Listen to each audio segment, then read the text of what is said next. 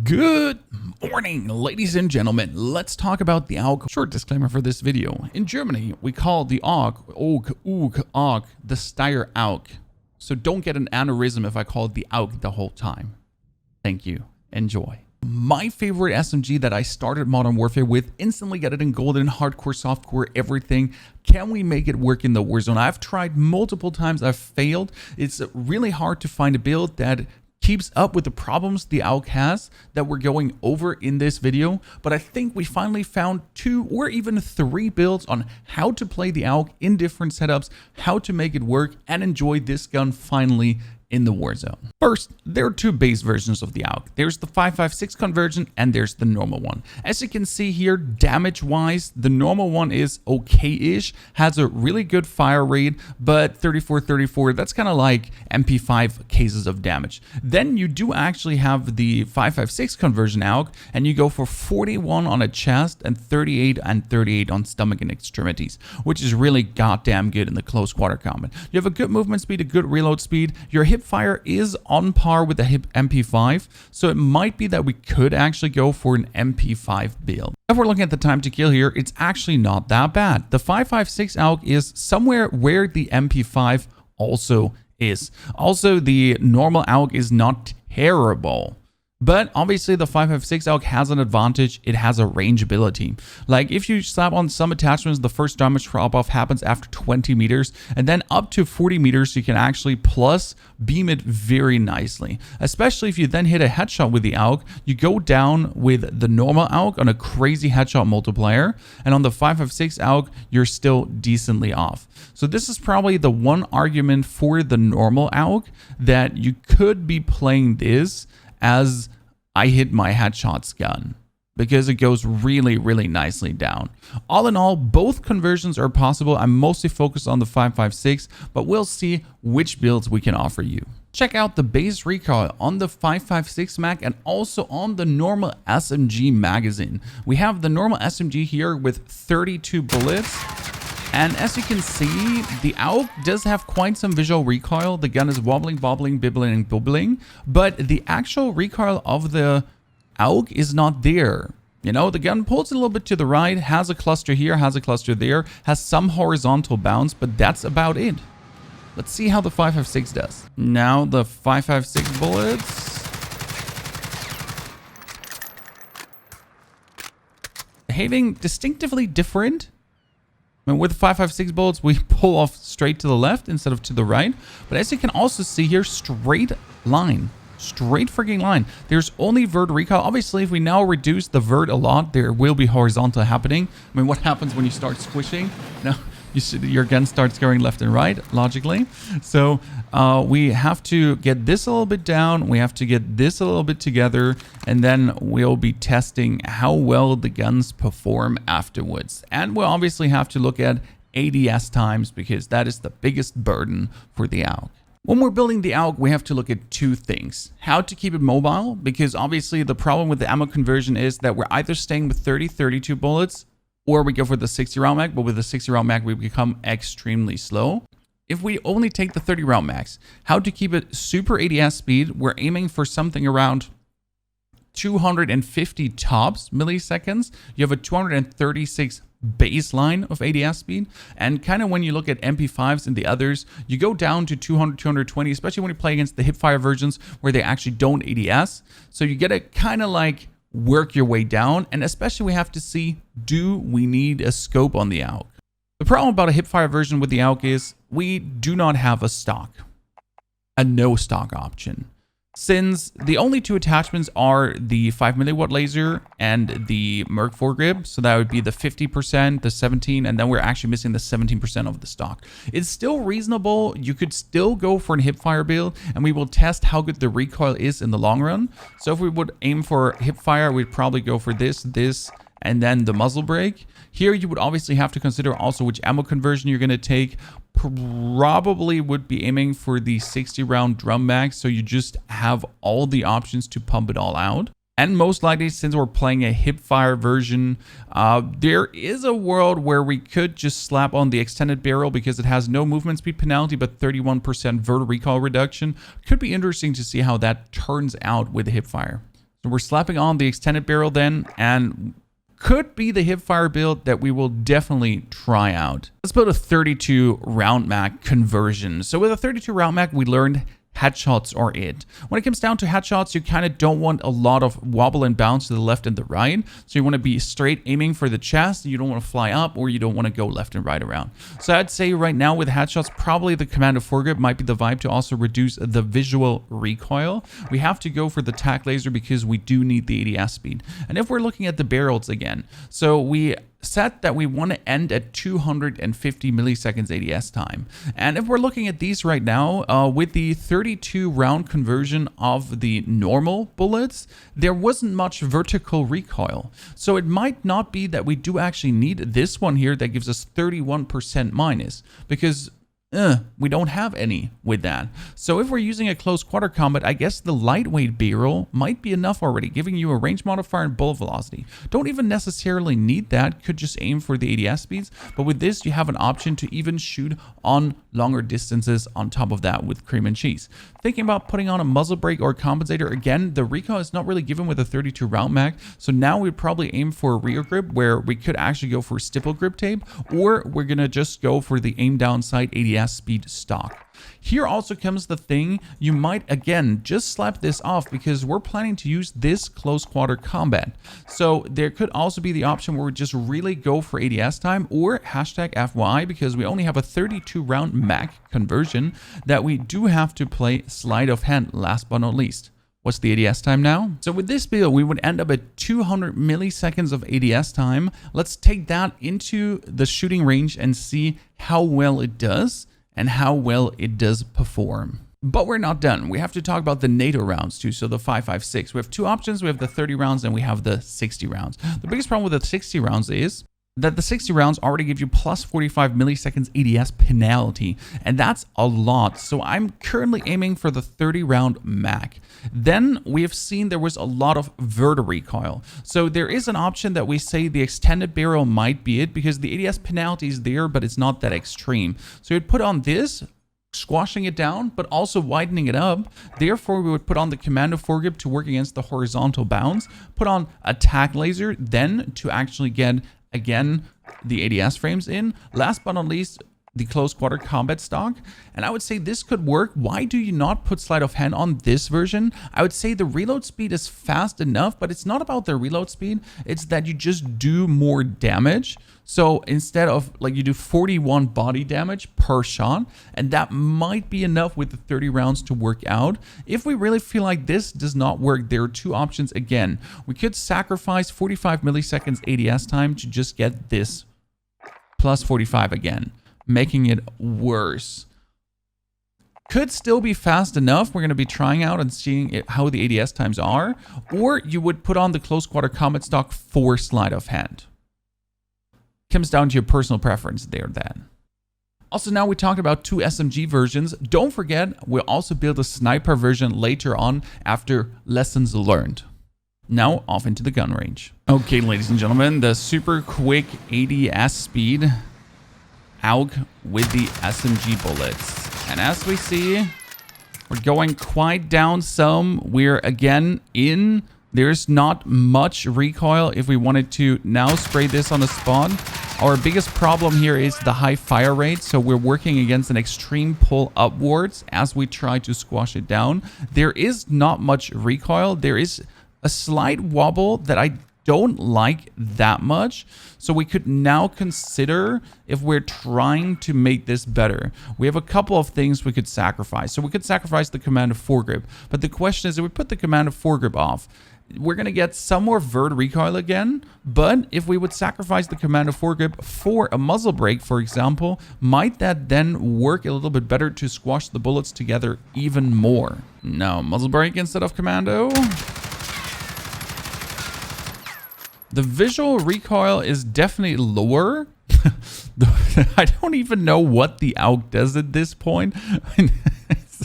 There's some weird wobble, and then we're suddenly there. Dude, I gotta shoot another curve just to see that.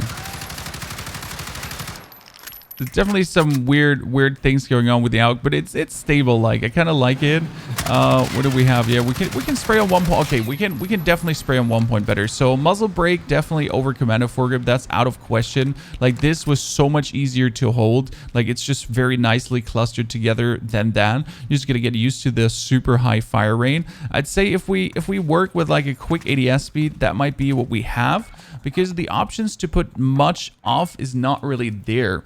So again, we could now think about, what if we put the close quarter combat stock off? That would lose us 21 ADS frames, and then we could put a barrel on, but that was at 41. So in total, we would add 60 ADS frames, catapulting us up to 260 ADS speed. We're going to try this out though. So I think this is the build that we would go for. I'm going to show it later again. But we're just going to check the curve. How would it be if we do actually put on then the extended barrel? With the downside now that your ADS time is significantly lower. Like, it's absolutely feelable. Like, these 60 milliseconds, I get them. But how does it come down now in the spray? Feels good, especially in the beginning here. We get a little bit rid of the standard wobble and bouncies. How's it if I'm like trying to hit the spot now? Oh, you're definitely hitting the spot there. Very good. I like it. But it doesn't seem like... Obviously, I need... Like, this is the problem now. Obviously, you need to learn the AUG now. So you need to do this more and more and more and just get used to the standard behavior until you find, like, a good spray. But I feel like this spray is not that much worse than this spray. I mean, this curve looks a little bit better, but as I was trying to hold, it felt already extremely stable. And I don't feel like that the 33% vert recoil reduction did a lot, because this is all the recoil you have. If we now would like take 33% off, it's not like we don't have a super high vert recoil gun, so it's not like that you need the 33%. Therefore, I would go back to putting off the extended barrel and putting on the close quarter combat stock and trying that out in Verdansk. Now off to the 5.56 conversion, which does obviously have a little bit higher ADS time due to having to use a barrel on this one to kind of work against the 5.56 vert recoil. That is definitely more. And I gotta say, this feels very good, very stable, especially like the bullets are partially overlapping, you know? They're on one curve. There's not much left and right bounce. The gun is very good in your hand, and you have the bullets just clicking, clacking together. I'm trying to spray this now. There is some horizontal, so that seems to be like the AUG problem if we're trying to shoot this now.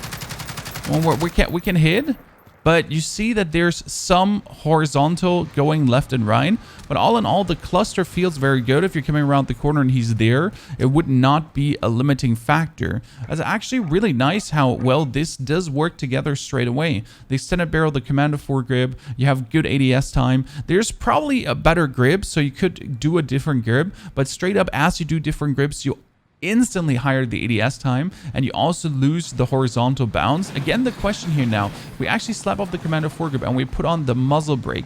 Is that better than the commando foregrip or worse? Muzzle brake instead of commando. Recoil wise, it feels like, from a feeling recoil, it feels really good. Bullets are clustered nicely. I feel like there's some, look at this cluster here. These, oh my goodness, I feel like the bullets are even hardcore more clustered. Like, look at that, they were good, but like this, they stick even more together. Now let's see what the spray does give away. Spray feels more or less the same, apart from obviously it's a little bit left and right more together. Now I just have to get used to the vert recoil of the AUG, because that's like the thing. So you squash them together, but you gotta get used to the vert recoil of the AUG. So I would say both conversions are viable with the commando foregrip and with the muzzle brake. I would now probably go for the muzzle brake, because for me, the visual recoil felt less and it felt easier to shoot. And then last but not least, we would have to play the close quarter combat stock again. I don't see another possibility how this else would work. Let's see how the recoil is and then draw our summary and verdict on these guns. Now we would have two SMG builds of the AUG. So you have the muzzle brake, you have the extended barrel tag laser comp and 30 round NATO mag. Again, if you do not like to have only 30 rounds put on the 60 round mag, but you definitely will lose ADS frames. Then we also have the normal 32 round mag conversion with sleight of hand. Here also to keep in mind, if you do feel like your time to kill is enough, and if I figure out during my gameplay that the time to kill feels good enough, I might slap sleight of hand off because you have a 2.2 seconds reload time, which is fine, and slap the command and foregrip bonus on and be even more efficient with this. So that's going to be very interesting to see. Right now, we obviously do keep sleight of hand on because it feels like we might need it. But those are the two SMG versions. The funny story though is the AUG has, due to the last barrel it has, a certain way it can also be played. Let me show you what the AUG else can do. This is the AUG in a time to kill chart versus the Kilo, and this is the AUG with the longest barrel. And if you look at it, the first damage fall off is around 20 meters. And then with the 5.56 conversion, which gives you bonus range, you actually have your first damage fall off. Okay, sure, that's where the Kilo is better, hashtag FY. But you have the nice overlap that up to 60 meters, sweet spot here, 50 meters, you're kind of the same from that point on. So technically, the gun has really nice range ability, which tells me that I could play this as a blue dot conversion that still rips in the close quarter combat, and then even up to 60 meters is viable to beam. So the AUG can be played with a sniper, but here we gotta be real. Which sniper would work?